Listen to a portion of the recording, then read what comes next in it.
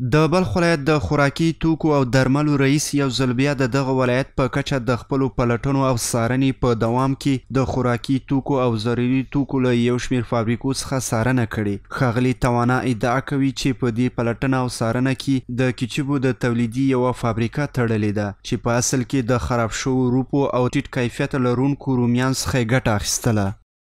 این روپای خراب شده و همچنان رومی های گندیده داخل شهر است. اینا می آوردن ایرا دوباره حل میکردن و در بعضی مواد کیمیایی که در قسمتی که بویش از بین بره، رنگایی که غیر مجاز که در قسمی که کارشناسان ما دیدن که ای در قالین مثلا در رنگ قالین و گلیم در اینا استفاده میشد، از این استفاده میشد به خاطر تغییر رنگی که چی بیای مواد غذایی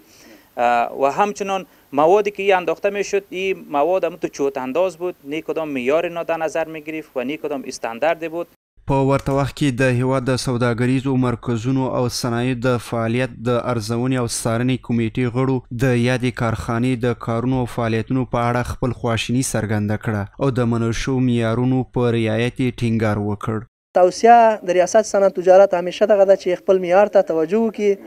او که چیرته په معیار برابر نه نو موږ توصیه ورته کوو، یو ځل دوه ځل توصیه ورته کوو چې په آینده کې دوی ځان برابر کړي. له بلې خوا د دغې فابریکې مسؤل ډاډ ورکوي چې د قوانینو او مقرراتو په رعایت کې به هڅه کوي. وعده میکنیم که ما دیگه رئیس صاحب بیا کل کارمندای ما کالاش یک رنگ، ماشینا یک رنگ